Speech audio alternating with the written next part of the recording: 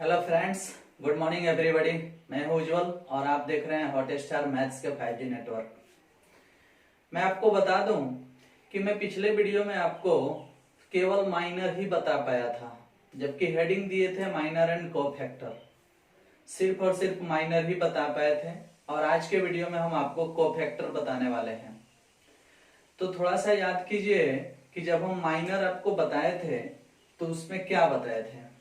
यही बात बताए थे कि 1/1 कोटि के सारणिक का माइनर नहीं होता है। 2/2 कोटि के सारणिक जो होता है उसमें सदस्यों की संख्या 4 होती है और उसके चारों सदस्यों का 4 गो माइनर निकलता है, मतलब उप सारणिक की संख्या 4 होगी। अब उसको निकालने का उपाय क्या बताए थे कि जिस सदस्य का उपसारणिक निकालना होता है उस सदस्य वाले रो और उस सदस्य वाले कॉलम को हटा दिया जाता है। तो इस प्रकार से जो बचता है उसके सारणिक मान को ही उस सदस्य का उपसारणिक कहा जाता है। इस प्रकार से 3/3 कोटि में भी बताया गया था। 3/3 कोटि में सदस्यों की संख्या 9 होती है, इसलिए उसके प्रत्येक सदस्य का जब हम उपसारणिक निकालेंगे तो कुल उपसारणिक की संख्या होगी 9। लेकिन उसके एक रो में 3 ही सदस्य होता है, इसलिए उसके एक रो के उपसारणिकों की संख्या 3 ही होगी। उसके एक कॉलम में भी 3 सदस्य होता है तो उसके एक कॉलम के भी उपसारणिकों की संख्या 3 ही होगी। उसके मुख्य विकर्ण में भी 3 ही सदस्य होता है, इसलिए उसके मुख्य विकर्ण के सदस्यों के उपसारणिक की संख्या भी 3 होगी।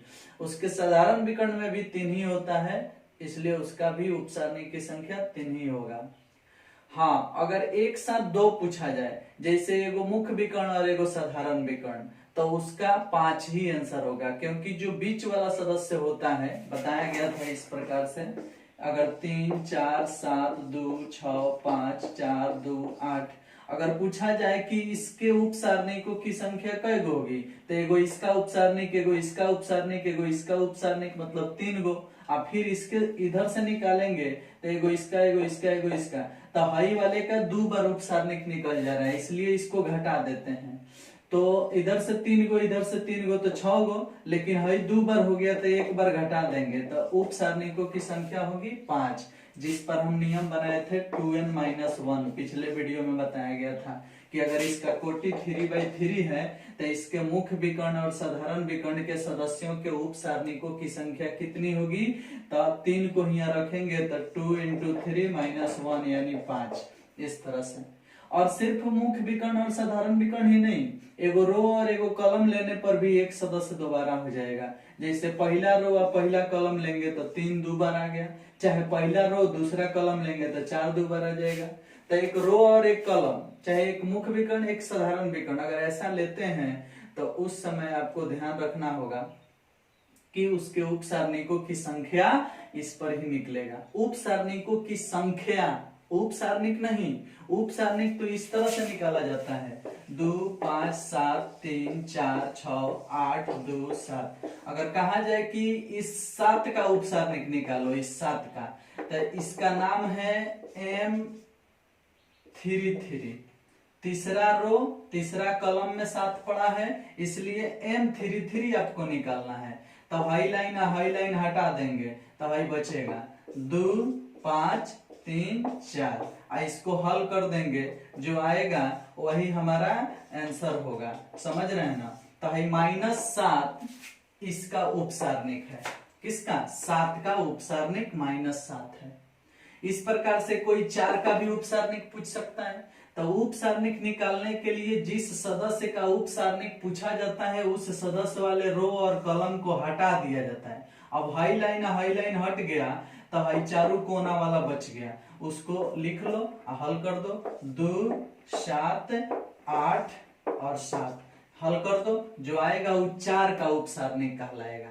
तो उपसारणिक की संख्या एक अलग चीज है और उपसारणिक का मान एक अलग चीज है। उपसारणिक का मान जो आता है वह प्रत्येक सदस्य का निकाल के आता है, और जितना बार निकाला जाता है वो उसकी संख्या होती है। अब इसमें सदस्य 9 गो है, इस सारणिक में सदस्य 9 गो है, तो 9 सदस्य का बारी बारी से हम उप सारणिक निकालेंगे, मतलब बारी बारी से उसको हटा हटा के निकालेंगे, तो 9 गो उप सारणिक होगा।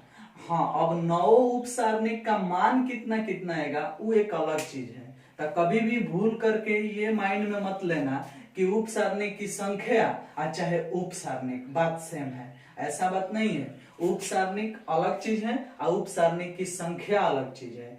किसी सारणिक में जय गो सदस्य होता है उतना उप सारणिक निकलता है, मतलब उतना ही उप सारणिक की संख्या होती है। लेकिन किसी सदस्य का उप सारणिक मान अलग आएगा और किसी सदस्य का उप सारणिक मान अलग आएगा। अगर मान लीजिए कि है 3 4 5 3 ऐसे लिखा है, इसमें सदस्य कै गो है 4 गो, तो इसके उप सारणिक की संख्या कै गो होगी 4 गो। लेकिन अगर पूछा जाए कि इस 3 का उप सारणिक क्या होगा, तो हाई लाइन हटा दो, है ये होगा आंसर। अब पूछा जाएगा कि इस 4 का उप सारणिक क्या होगा, तो 4 में हाई लाइन पड़ेगा हटा दो, मतलब हाई या हाई हट गया, तो 5 आंसर होगा। उसी तरह से 5 का उप सारणिक पूछा जाएगा तो हाई लाइन हट जाएगा, तो 4 आंसर होगा। इस 3 का पूछा जाएगा तो हाई लाइन हट जाएगा, तो हाई 3 होगा। मतलब सभी सदस्य का अलग अलग उप सारणिक मान आ रहा है, और कुल सदस्य 4 गो है तो उप सारणिक की संख्या भी 4 होगी। तो उप सारणिक की संख्या अलग चीज है और उप सारणिक का मान अलग चीज है।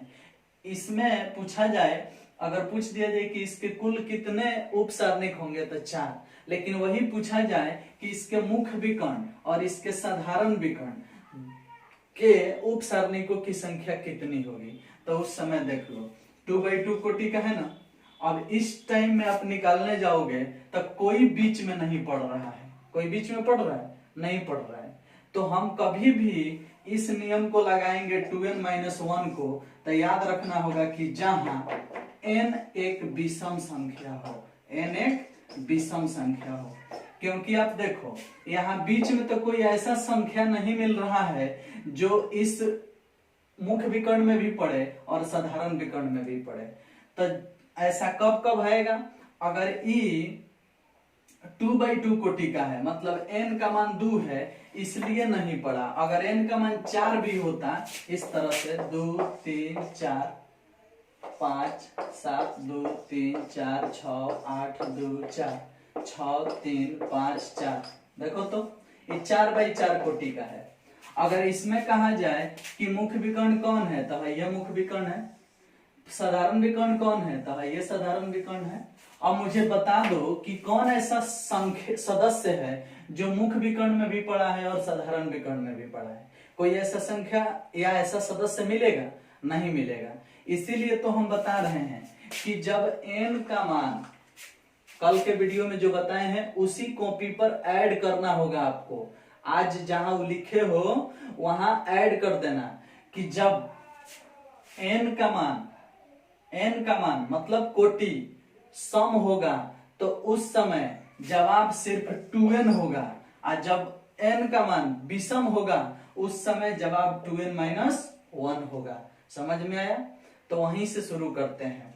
जहां आप लिखे हैं 2n-1 वहां ऐड कर दीजिएगा कि जहां n विषम है, जहां n विषम है।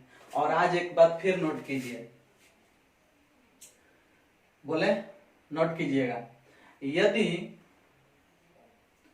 किसी सारणिक की कोटि n/n है, यदि किसी सारणिक का कोटि n/n है, तो उसके मुख्य विकर्ण और साधारण विकर्ण, मुख्य विकर्ण और साधारण विकर्ण के उप सारणिकों की संख्या 2n होती है, के उप सारणिकों की संख्या 2n होती है, जहां n सम होना चाहिए, जहां n सम होना चाहिए। और 2n-1 भी होती है, समझ रहे हैं ना? अभी बताएं, लिखना नहीं है, थोड़ा सा ध्यान दीजिए। 2n-1 भी होती है, कब? जब n विषम होगा तब, मतलब 3/3 कोटि का होगा, 5/5 कोटि का होगा, 7/7 कोटि का होगा तो हाई नियम लगाया जाएगा। लेकिन अगर 2/2 कोटि का है, 4/4 कोटि का है तो उस समय हाई वाला नियम लगाया जाएगा। समझ में आया? क्लियर है? चलिए, तो यही बात उप सारणिक में छुट्टी थी जो हमें यहाँ बताना था। तो आप समझ गए कि 2n-1 का प्रयोग कब होगा? जब n विषम होगा, और 2n का प्रयोग कब होगा? जब n सम होगा। आई बात समझ में? तो ये था एक्स्ट्रा पावर, एक्स्ट्रा ज्ञान आपको दिया गया था। वैसे इस टाइप का क्वेश्चन न पूछा है, न उसको पूछने की औकात है, और ना ही कोई बताया है और ना ही कोई बता पाएगा। पता ना, हम बताए हैं आपको अपने सर्च से, ये आपको किसी बुक में मिलने वाला नहीं है। समझ में आया? वैसे क्या चीज है, पूछेगा कि नहीं पूछेगा, ये बात बिना सोचे हम बताए हैं, ताकि आपको थोड़ा सा लगे कि नहीं, हम कुछ औरों से जरूर अलग हैं। चलिए, अब नेक्स्ट बात आज आपको सिखाना है सहखंड। तो देखो, सहखंड लिख के डैश दो और परिभाषा से शुरुआत करो। कोफैक्टर, सहखंड।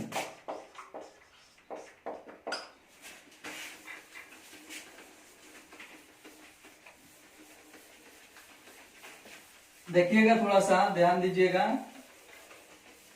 जब 1/1 कोटि का, तनी सुनिएगा, जब 1/1 कोटि का उप सारणिक नहीं निकलता है तो 1/1 कोटि का कोफैक्टर भी नहीं निकलेगा।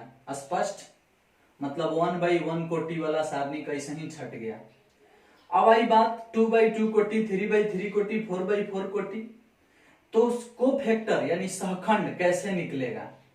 तो मैं आपको बता दूं कि माइनर यानी उप सारणिक को सूचित किया जा रहा था MIJ से, और कोफैक्टर को सूचित किया जाता है AIJ से, बड़का AIJ, या इसी को हम बोलते हैं CIJ, बड़का CIJ। यानी सर ध्यान दीजिएगा,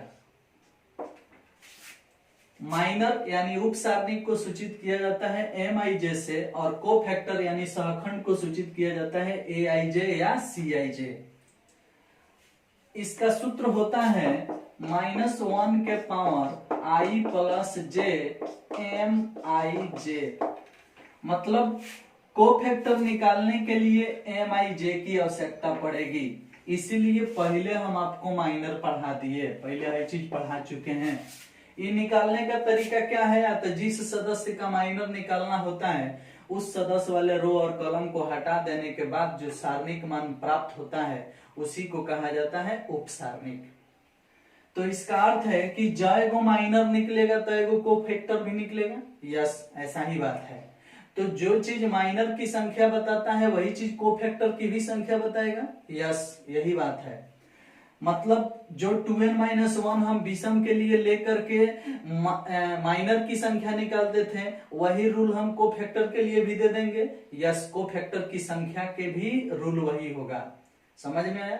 2n भी सम के लिए होता था और उप सारणिक की संख्या निकलती थी, वही चीज कोफैक्टर की भी संख्या की होगी, क्योंकि जय को माइनर निकलेगा उतना ही कोफैक्टर भी निकलेगा। समझ में आया? तो माइनर जितना निकाल सकोगे उतना ही कोफैक्टर निकाल सकोगे। हाँ, माइनर निकालने का तरीका ये था कि उसको हटा दो, जो बचेगा उसको हल कर दो। लेकिन कोफैक्टर का रूल ये है कि जो माइनर आया है उसमें हर चीज लगा दो, -1 के पावर I + J। अब इसका कमाल समझना थोड़ा सा, क्या चीज है। आई चीज हो गया।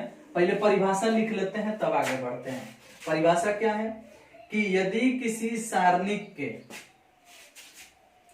किसी सदस्य का उप सारणिक MIJ है, ध्यान देना थोड़ा सा, यदि किसी सारणिक के किसी सदस्य AIJ का, लिखते चलो, यदि किसी सारणिक के किसी सदस्य AIJ का उप सारणिक MIJ है, यदि किसी सारणिक के किसी सदस्य AIJ का उप सारणिक MIJ है तो इसके सहखंड को ए आई जे या सी आई जे से सूचित किया जाता है, इसके सहखंड को ए आई जे या सी आई जे से सूचित किया जाता है, जहां ए आई जे या सी आई जे बराबर इतना होता है, जो घेर के लिखे हैं इसको नोट कर लो, जहां ए आई जे या सी आई जे बराबर -1 के पावर आई प्लस जे इंटू एम आई जे होता है। अब इससे साफ साफ स्पष्ट हो रहा है कि बिना एम आई जे के ए आई जे निकलने वाला नहीं है, इसलिए बिना उपसारणिक के जब सहखंड नहीं निकलेगा तो हम बोल सकते हैं कि जितना उपसारणिक निकलेगा उतना ही सहखंड निकलेगा, यानी प्रत्येक सदस्य का उपसारणिक निकलेगा तो प्रत्येक सदस्य का सहखंड भी निकलेगा। समझ में आया? अब चलिए कैसे निकालते हैं और इसकी थोड़ी सी कलाकारी क्या है वो आपको बता देते हैं।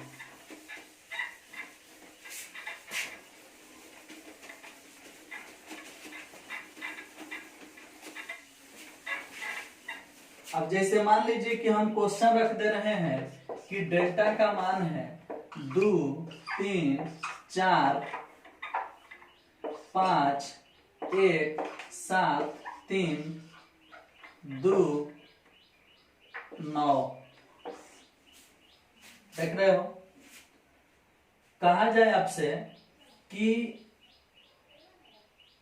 इसके प्रत्येक सदस्य का उपसारणिक और सहखंड दोनों निकालो। बाय द वे कह दिया जाए कि खाली सहखंड निकालो, तो अभी अभी हम बताए हैं कि सहखंड तभी निकलता है जब उपसारणिक निकल जाता है, तो खाली सहखंड निकालने को कहेगा तो भी उपसारणिक निकालना पड़ेगा। अगर प्रश्न बोल दिया कि उपसारणिक और सहखंड दोनों निकालो तो बहुत अच्छा बात है, तो इसके प्रत्येक सदस्य का निकालना पड़ेगा। तो हम आपको सिर्फ 3 गो का ही निकाल के समझा दे रहे हैं, आप सबका निकाल सकते हो। जैसे मान लो हम इसका निकाल रहे हैं तो ये किस स्थान पर है? पहला रो पहला कॉलम, तो हम लिखेंगे M11। देख रहे हो? M11 का मान निकालना है तो पहला रो और पहला कॉलम हटाएंगे तो बचेगा 1729, ऐसा बचेगा। 9 एकम 9, 7 दूनी 14, तो 9 - 14 दैट मीन्स -5 आएगा। इस प्रकार से हम लोग समझ गए कि M11 क्या है, कोई दिक्कत नहीं है। अब जिस प्रकार हम इसका M11 निकाले हैं उसी प्रकार हम इसका A11 भी निकाल सकते हैं, तो कुछ नहीं करना है। और मान लो कि हमें A11 चाहिए, M11 का, पहले एक काम करते हैं, M11 निकला है ना, मतलब माइनर निकला है ना, तब पहले सभी सदस्य का माइनर ही निकाल लेते हैं, बाद में कोफैक्टर निकाल लेंगे। चलिए तो 3 का माइनर निकालिए, तो ई किस स्थान पर है? पहला रो दूसरा कॉलम, तो M12 निकालो। तो M12 यानी पहला रो और दूसरा कॉलम हट गया तो 5, 7, 3, 9, 5, 7, 3, 9, यही ना बचेगा। हल करो, 9 × 5 = 45, 7 × 3 = 21, 45 - 21, 45 - 21 हल होगा तो 4 और 4 में से 2 गया 2, 24 इतना आएगा।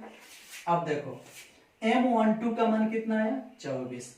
इसी प्रकार इसका निकालो, तो इसका नाम है M13, ऐसे निकालोगे तो पहला रो और तीसरा कॉलम हट जाएगा तो ये 4 को बचेगा, 5, 1, 3, 2, तो 5 दूनी 10, 3 एकम 3, 10 में से 3 गया 7 आएगा। इस प्रकार से देख लो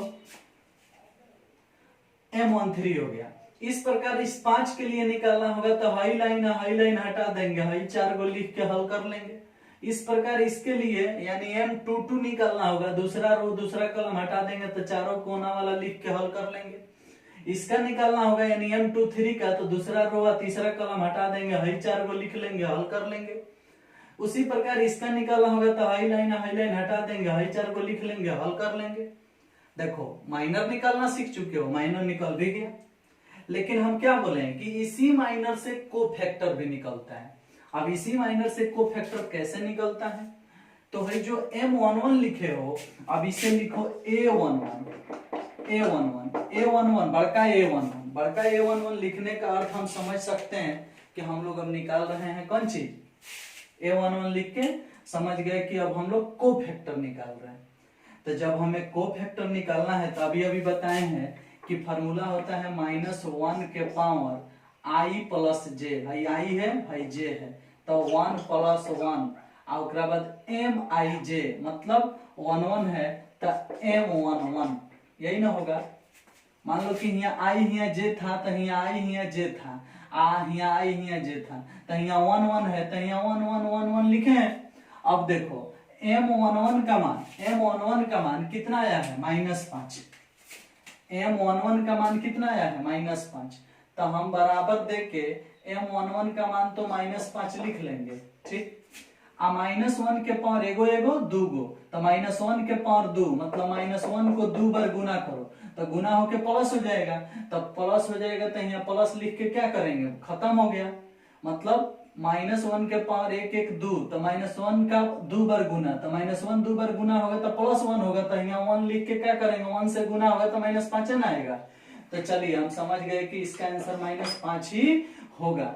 ये -5 इसलिए हुआ क्योंकि हई एगो जोड़ने से 2 आया, अगर इसको जोड़ने से 3 आ गया होता तो -1 को हम 3 बार गुना करते, 3 बार जब गुना करते तो इसका मान -1 आता, तो जब यहाँ माइनस लिखते तो माइनस इसको क्या बना देता, प्लस बना देता। समझ में आया। अब जैसे है ये देखो M12 है, तो M12 का मान कितना आया है, 24। तो जब इसका आप निकालने चलोगे A12, तो A12 निकालने का अर्थ समझते हैं, A12 निकालने का अर्थ है कि -1 के पावर 1 + 2 और तब M12, ऐसा M12 24 आया है, तो M12 के जगह 24 लिखोगे, और -1 के पावर एगो दूगो 3 गो, तो 1 2 जोड़ने से 3 आएगा, तो -1 का 3 बार गुना होगा तो -1 आएगा, तो यहाँ माइनस लगाना पड़ेगा। -1 से 24 में गुना होगा तो -24 आएगा। अब तुम ही सोचो कि जब 1 2 था तो यहाँ 24 आया था, और जब उसका को फैक्टर निकालने गए तो इसका चिन्ह बदल गया, यहाँ प्लस में था तो यहाँ माइनस में हो गया। और जब 1 1 2 था तो जो -5 माइनर में आया है वही -5 को फैक्टर में भी आया है। इससे एक बात सेटिंग हो रहा है कि जो माइनर निकला रहता है वह सेम के सेम तब लिखाता है जब 1 और 1 जोड़ा गया तब 2 आया, यानी सम संख्या आया। समझ में आया। अब देखो है ये देखो 1 और 3 जोड़ेंगे तो कितना आएगा, 4। अब इसका हम बोलेंगे कि निकालो A13, मतलब को फैक्टर निकालो। तो जब इसका A13 निकालने जाओगे तो लिखोगे -1 के पावर 1 + 3 इंटू हाई वाला, मतलब M13, तो 7 है। मान लीजिए कि M13 का मान 7 है, और -1 के पावर 4, मतलब -1 को 4 बार गुना करो, -1 को 4 बार गुना करोगे तो +1 आएगा। गुना कर लो, -1 -1 -1 जब गुना होगा तो क्या होगा, minus minus plus, minus minus plus, तो इस प्रकार से +1। तो जब +1 आएगा तो +1 से 7 में गुना होगा तो 7 ना आएगा।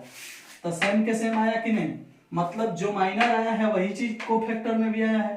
तो सेम सेम कब आ रहा है, जब इसको जोड़ने से सम संख्या आ रहा है। चिन्ह चेंज कब हो रहा है, जब इसको जोड़ने से विषम संख्या आ रहा है।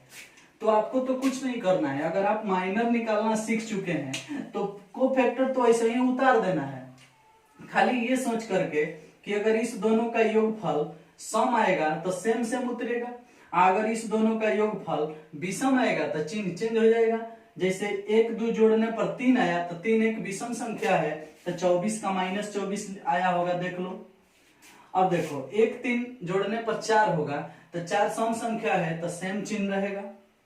1 1 जोड़ने पर 2, तो 2 सम संख्या है तो देखो सेम चिन्ह रहेगा। मतलब माइनर प्राप्त होने पर को फैक्टर निकालना आसान है, खाली ये सोचना है कि हम जिसका मान निकालने जा रहे हैं उसमें i और j का योगफल सम है कि विषम है। अगर सम है तो सेम सेम, और विषम है तो चिन्ह चेंज। कविता याद कर लो, सम होगा तो सेम सेम, विषम होगा तो चिन्ह चेंज। कविता याद हुआ, सम होगा तो सेम सेम, विषम होगा तो चिन्ह चेंज। कोई दिक्कत, माइनर निकालना सीख गए। हम आपको एक वीडियो में ये भी बात बताए थे कि जो साइन स्कीम आवत है plus minus plus minus plus minus minus plus minus plus, ये कहां से आता है अगले वीडियो में बताएंगे। तो समय आ चुका है, देखिए कहां से आता है, समझ में आपको आ रहा होगा। यहाँ वाले यानी इसका बात हो रहा है, तो इसका मतलब 1 1 1 1 यानी एगो एगो दू, तो दू माने सम, तो सम माने प्लस, मतलब सम मतलब सेम सेम, सेम सेम उतरेगा। तो सेम सेम कब उतरेगा, जब इसमें प्लस से गुना होगा तब है ना। अच्छा, एगो दूगो तीन, तीन माने विषम, विषम माने चिन्ह चिन्ह, तो चिन्ह चिन्ह कब होता है, जब माइनस से गुना होता है तब है ना, इसलिए वह कौन सी है, माइनस। अब देखो 1 1 1 2, तो 1 1 सम स्थान विषम स्थान, सम स्थान विषम स्थान, सम स्थान विषम स्थान, सम स्थान विषम स्थान, सम स्थान। तो जहां सम स्थान है वहां प्लस, और जहां विषम स्थान है वहां माइनस, जहां सम स्थान है वहां प्लस, जहां विषम स्थान है वहां माइनस। देख सकते हो 1 1 यहाँ होता है A1 1, तो एगो एगो दू, दू माने सम, A1 2 एगो दूगो तीन, तीन माने विषम, A1 3 मतलब एगो तीन गो चार, चार माने सम, A2 1 दूगो एगो तीन, तीन माने विषम। तो जब विषम स्थान होगा तो माइनस, और जब सम स्थान होगा तो प्लस। किसके कारण, इसके कारण -1 के पावर i प्लस j के फॉर्मूला के कारण। समझ में आया। तो इस प्रकार से हमें उम्मीद है कि आप को फैक्टर को बहुत आराम से समझ गए होंगे। कोई दिक्कत, 1/1 कोटि का कोफैक्टर नहीं निकलता है, 2/2 कोटि के सभी सदस्य का कोफैक्टर निकलेगा, 3/3 का भी निकलेगा। जिस प्रकार माइनर निकलता है ठीक उसमें ही तनी सा परिवर्तन करके कोफैक्टर बनाया जाता है। और वो तनी सा परिवर्तन क्या है, तो जिस सदस्य का निकलता है उसके आई और जे को जोड़ा जाता है, मतलब उस स्थान में 1 1 1 2 इस टाइप का आता है ना, उसको जोड़ के चेक किया जाता है। सम होने पर सेम सेम, विषम होने पर चिन्ह चिन्ह, यानी माइनर निकलने के बाद कोफैक्टर निकालना बहुत इजी है। समझ में आया। इसीलिए कभी भी हम लोग माइनर को ही पहले निकालेंगे, उसके बाद कोफैक्टर डिसाइड करेंगे। कोफैक्टर में चिन्ह का ज्यादा महत्व है, और माइनर खाली बिना चिन्ह का, मतलब खाली स्थान ढक देंगे, मतलब दू का निकलना है तो इस लाइन को हटा देंगे, इस लाइन को हटा देंगे, जो बचेगा उसको हल कर लेंगे। समझ में आया। तो हमें उम्मीद है कि आप इस वीडियो में सहखंड को बड़ी आराम से और बड़ी आसानी से, बहुत मन से और बहुत अच्छा से समझ गए होंगे। समझ में आया। है चिन्ह चिन्ह है जो साइन स्कीम है कैसे बना है, ये बात समझ में आया होगा। हम वादा किए थे कि अगले वीडियो में आपको बताएंगे, और बता भी दिए। ठीक है, तब तक के लिए अगले वीडियो का इंतजार करो और मुझे विदा दो। Thank you, bye bye.